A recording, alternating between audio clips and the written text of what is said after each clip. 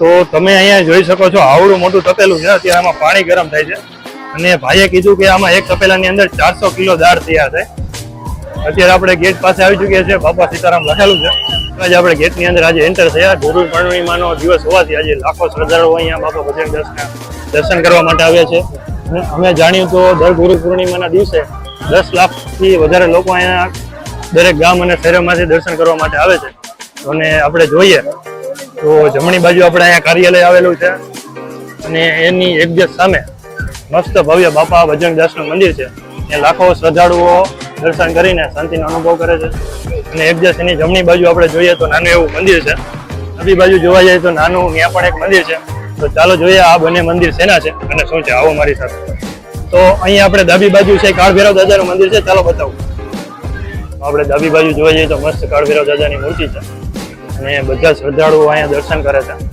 અને હવે જોઈએ આપણે જમણી બાજુ શેનું મંદિર છે એ પણ આપણે જોઈ લઈએ ત્યાં જઈને. ચાલો મારી સાથે. જમણી બાજુ આવીએ તો માતા અન્નપૂર્ણાનું મંદિર છે. જેમ કે અહીંયા અન્નનું 24 કલાક ભોજનાલય ચાલુ હોય છે, એટલે મા અન્નપૂર્ણાના આશીર્વાદ કહેવાય.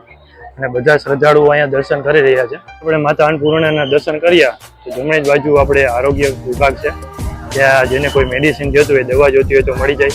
આજે ગુરુ પૂર્ણિમાનો દિવસ છે અને આ બાજુ થોડાક આગળ જઈએ તો આખો ચાર્જિંગ વિભાગ આપેલો છે, જે તમે તમારા મોબાઈલ ચાર્જ પણ કરી શકો છો. ચાર્જિંગ વિભાગની એક્ઝેક્ટ બાજુમાં કોઠા રૂમ પણ આપેલો છે, જ્યાં બધો અન્નનો સંગ્રહ કરતા હોય છે.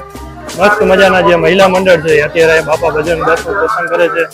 તમે જો તો મસ્ત મજાની તાળી વગાડીને બાપા બજરંગ દાસના ધૂનમાં મસ્ત મજાના ગીતડા ગાય છે.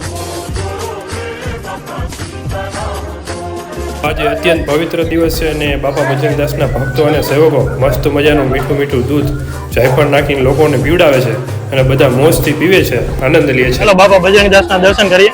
અને માનવામાં આવે છે કે રામ દરબાર પણ છે, એમના પણ દર્શન કરીએ. અને એવું જાણવામાં આવ્યું કે અયોધ્યા પછી બીજો નંબર આ રામ મંદિરનો આવે છે. તો ચાલો ફટાફટ દર્શન કરીએ અને જોઈએ શું છે. ઉપર આવ્યા તો મસ્ત બાપા બજરંગ દાસનું મંદિર છે. ફટાફટ આપણે અંદર જઈએ અને બાપા બજરંગ દાસના દર્શન આપણે અંદર એન્ટર થયા તો બાપા બજરંગ દાસની દિવ્ય મૂર્તિ છે. આ છે આપણે રામ દરબાર અને કહેવામાં આવે છે કે ભારતની અંદર આનું બીજું સ્થાન છે. પહેલું આપણે અયોધ્યા આવે ને એ સુંદર, બીજા નંબર ઉપર આ રામ દરબાર આવે છે. રામ દરબારની એક્ઝેક્ટ બાજુમાં ભગવાન હનુમાનજીની દિવ્ય મૂર્તિ છે. અહીંયા બાપા બજરંગ દાસ બેસતા એક ગાદી છે. અહીંયા આપણે જોઈએ તો બાપા બજરંગ દાસ બાપાની લાકડી છે, કે જે બીડી પીતા હતા એ બીડી છે. એ જમાનાના જે સિક્કા હોય એ સિક્કા રાખેલા છે.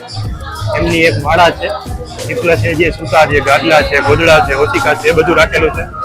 અને એમની અહીંયા જે ચાની કેટલી છે એ ચાની કેટલી છે. અને એમનો રેડિયો પણ અહીંયા રાખેલો છે.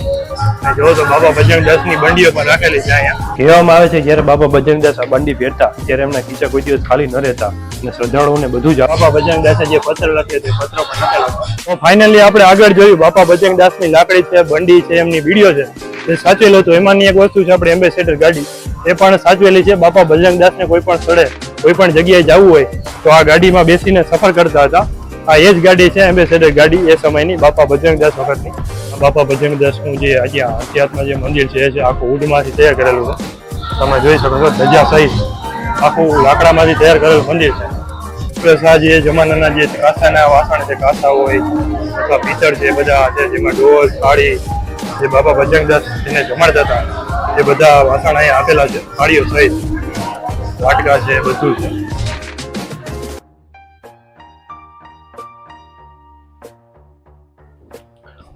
અહીંયા જે સંત છે બેઠા છે, લોકોને ચંદનની તિલક લગાવી રહ્યા છે અને શ્રદ્ધાળુઓ તેમના આશીર્વાદ લઈ રહ્યા છે. અને આપણે આગળ જોઈએ તો મસ્ત મજાની પ્રસાદી છે, ચાની પ્રસાદી લઈ રહ્યા છે લોકો. અને આજે આપણે બજરંગ દાસની જે ચાની કેટલી કહેવાય અહીંયા સતત ચાલુ છે. ત્યારે દાદા મસ્ત મજાની ચા આવે છે.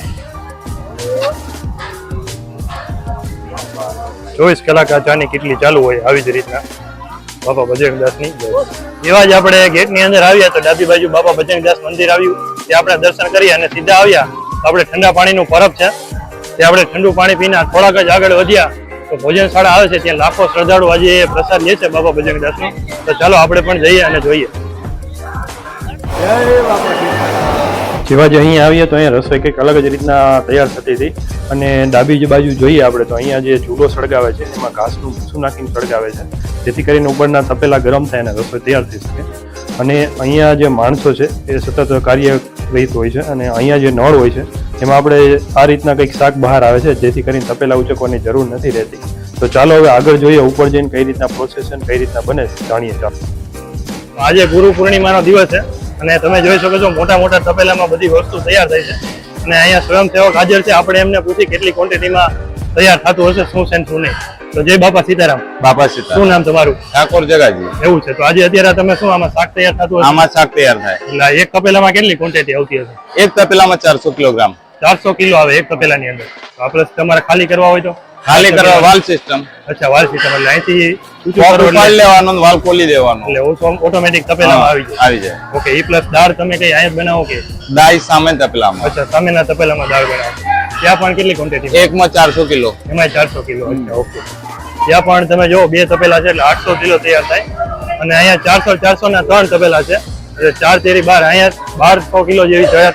તો તમે અહીંયા જોઈ શકો છો આવડું મોટું તપેલું છે. અત્યારે આમાં પાણી ગરમ થાય છે અને ભાઈએ કીધું કે આમાં એક તપેલાની અંદર 400 કિલો દાળ તૈયાર થાય. અત્યારે બંને તપેલામાં પાણી ઉકળી રહ્યું છે અને આમાં દાળ બનાવશે એટલે બંને થઈને 800 કિલો દાળ તૈયાર થશે. અને આ બધી જ દાળ એટલે ગુરુ પૂર્ણિમાનો દિવસ છે અને એ લોકોનું કેવું છે કે આડા દિવસે અહીંયા 12 થી 15,000 લોકો જમે છે અને આજે ગુરુ પૂર્ણિમા છે એટલે 2 લાખ લોકો જમશે અહીંયા. તો ચાલો હવે આગળ જોઈએ શું છે શું નહીં. તો ત્યાં આપણે જોયું તો 400 કિલોની અંદર દાળ અને શાક ને બધું બનતું હતું અને મસ્ત ફુલકા રોટલી તૈયાર થઈ છે. આપણે જોઈએ કેવી રીતના તૈયાર કરે છે. એ સરસ મજાની રોટલી તૈયાર કરે છે જે આપણે સ્વામી રોટલી કહીએ. મોટી મોટી રોટલી હોય છે. આપણે જે નાની રોટલી આવતી હોય એ નથી, એકદમ મોટી ડબલ પડ વાળી રોટલી છે. આપણે આગળ જોઈએ તમને બતાવું. તમે જોઈ શકો છો આ જે સ્વામી રોટલી હોય એની ઉપર મસ્ત મજાનું ઘી લગાડી હવે અહીંયા કટિંગ થશે.